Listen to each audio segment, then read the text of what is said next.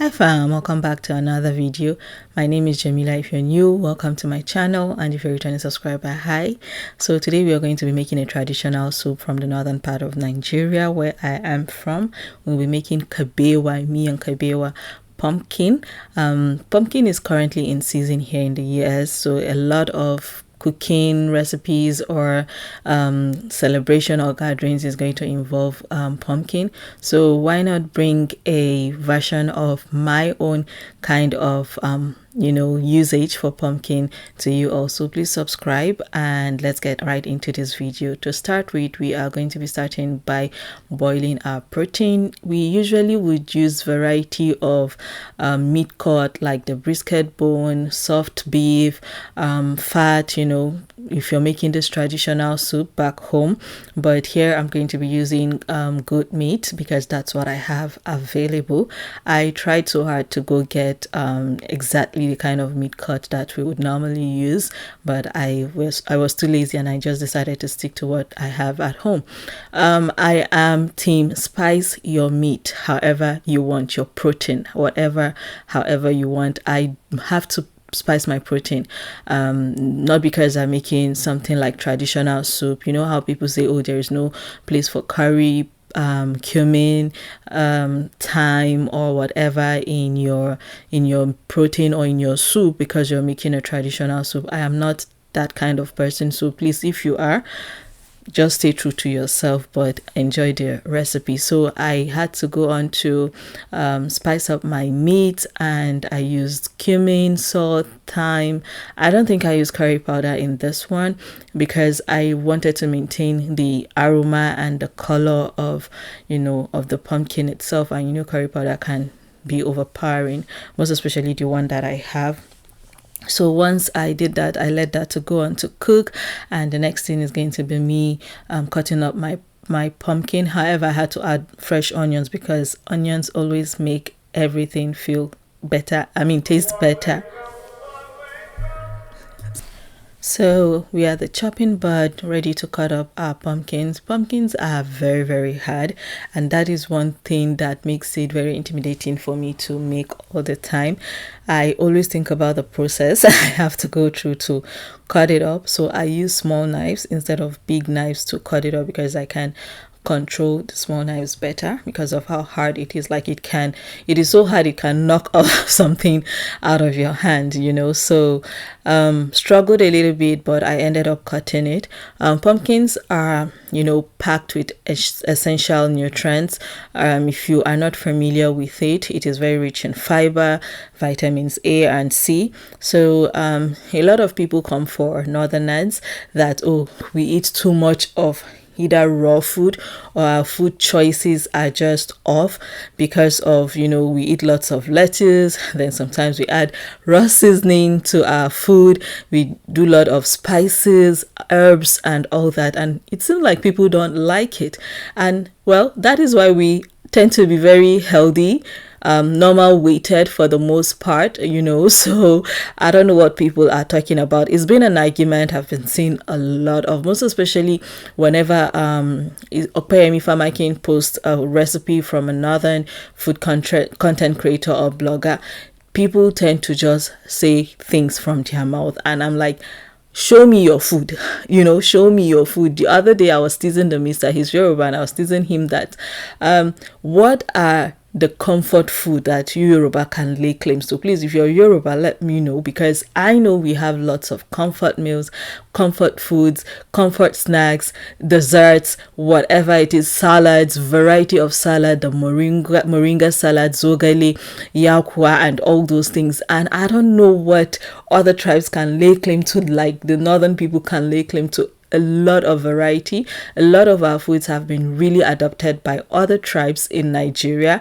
Suya is from us, fura the no, all those things, but people just love to bash us just because we are northerners, and it's really, really not fair. So I ended up cutting it into bigger chunks. Then I removed everything that is inside. If you're familiar, there is the pumpkin seed, and I think the pumpkin seeds that we eat, the ones that are green, are gotten from this one, because you still are able to fry and snap it open and the seeds are actually inside. Correct me if I am wrong, that this is not where we get pumpkin seeds from that we snack on. But yeah, I had to cut it in bits and pieces as well, just for me to be able to peel it easily. So once I did that, I went on to start peeling it. Growing up, we had a lot of this soup, but I didn't like it because a lot of us as kids, we were against a lot of the foods that our parents give to us.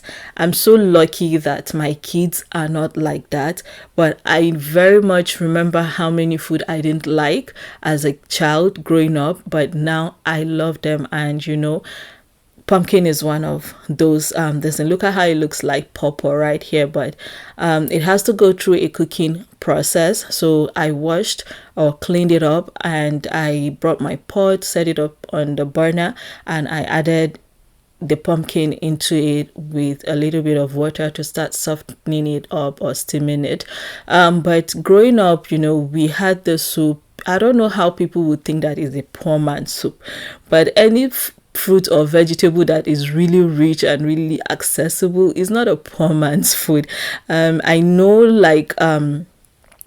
when we were growing up, we had lots of, will I say, judgmental behavior. Ew, I can't eat that. We did a lot of that, most especially when we go to Daura, and I see how it is done in my grandparents' house, how they will make it mostly during weddings, and they just pour it. It's so liquidy, so watery and all that. I didn't like it at all. But my mom, she would make it, and it's a bit different from how it is made. So another thing I do when I cook my meat is that I have two processes. The first is that I have to steam it up. Once I steam it up to get in the seasoning, the flavors, the spices and everything into the meat before I add my water. I know some people go straight with water. So one thing with pumpkin soup is it's very good for you to go with fresh tomatoes, peppers, leaf tin tomato or canned tomato out of it. So I had this in the freezer and I brought it out because I was ready for this soup on this day. So I brought it out and I just added it to my meat to continue to cook with it. This is what it's looking like after a while. So when you're making your own pumpkin stew or soup, because that is another argument between Nigerians and Ghanaians about what is stew and what is soup. So if you want to call this soup, fine. If you want to call it stew, fine. Pumpkin is a very versatile vegetable. I see the way they use it here in the States, and it just reminds me of how we also use it back home, most especially in the north, that there are times where tomatoes become so expensive, but because of the rich color that pumpkin has, people will buy pumpkin, lots of it, and they will buy their tomato because it's too expensive, and they blend it together and they make their stew out of it that they will use to eat their rice. Except they tell you wouldn't know.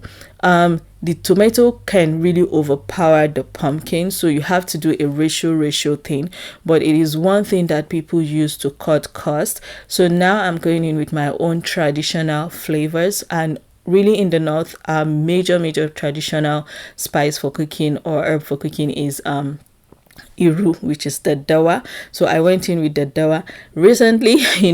I came upon a video again on Instagram. People are talking on social media. I'm adding crayfish now, and the story I want to talk about is crayfish. Someone was a northern lady made a post about how crayfish does not belong in northern dishes, how pomo does not belong in northern dishes, how dry fish and all those kind of things, right? But we are growing and evolving. While we are not trying to let our culture go extinct, it is always okay and fine for you to refine, for you to try other things to make, evolve a little bit without necessarily throwing away what is culture, what is tradition for you. That is the only way you can keep your mind open and, just integrate better in whatever environment that you find yourself. So this is my pumpkin here, already softened up, and I was going to blend it. Traditionally, again, there was nothing like blending or anything. you would put it, or they would add it to, at the point where I added my tomatoes, the pumpkin goes in and it is going to cook on slow heat for a very, very, very long time till it gets so soft, and they mash it up and it just goes with the soup and the texture. So chances are that you find some lumpy pumpkin in your soup, based on how they do it back home, and other times that you wouldn't even find anything at all. So but for me, I prefer to blend, and one reason why I love to blend is because Ansar, this is his best soup outside, other than ogbono. My son loves pumpkin soup, and he's really the reason why I go through the pain of making it. We would serve it with tuwo masara, but we just had tuwo masara a few weeks before I made this, so I didn't want to make tuwo masara, so I put my water on fire for my semo. So this is my pumpkin puree here, and I just added it straight to my already boiling stew base, and yeah, it's just going to cook. I'm going to go straight to adding my vegetables as well, which is spinach. I used spinach for this, and let it cook. Normally this would be ready, like I just need to stir this in, and because the pumpkin is already cooked, my stew is already cooked down, I'll just stir it and we're ready to go. But we have spinach, so I'm just going to add my spinach and let it cook for a little while I go on to make my my swallow that would go with it. Quick question, let me know if you are familiar with this. If you are not a northerner, do you people use pumpkin to make soup or stews in your from your place? Is it something you're familiar with, whether you're Igbo, Yoruba? I'd really like to know. I know that me coming to America, I have seen pumpkin used in different ways. In short, one of the earlier foods that babies would eat over here is pumpkin puree that they sell in stores, already made pumpkin purees, potato purees. They mix it for children, and this is something we are so blessed with in Nigeria, in the north where I am from. And we never know what we have until we come outside of our comfort zone and we see people use it. Now going into the holidays, you're going to see lots of pumpkin pie dishes, cookies, cakes, all those things, and cupcakes and all that, just to host. And this is the only way I know that we use it back home. And coming here and seeing how many more ways that it can be used, it's really something that I'm happy and I'm glad whenever I see that. So that is why I decided to, pumpkin is in season. We Africans, we Nigerians, we Northerners in Nigeria, we use it, and let me share with you all how we know how to use it. At this point, the soup is ready to serve, so I started to add everybody's soup. The tuwo was ready. I started with the kids. Kids one, this was Kairia's own, if I'm not mistaken. And then the misters, I had the smallest portion. This is the misters. I had the smallest portion because I don't eat semo. It affects my health because of the gluten in it, so I don't eat it. But on this day I had to, because I was just too tired to make something else for myself. So yeah, this is the misters. This is what it looks like. I always try to dish my traditional food like this, and not have to do separate plates for soup and for swallow. And this is my portion, very small, just like me. And yeah, I went on to eat my food, and I was really happy that I was able to film this video, because at this point my memory space got exhausted and I had to use my phone to complete filming the video. Please subscribe to my channel if you have enjoyed this video. Give this video a thumbs up, and see you in my next video. Bye and stay blessed.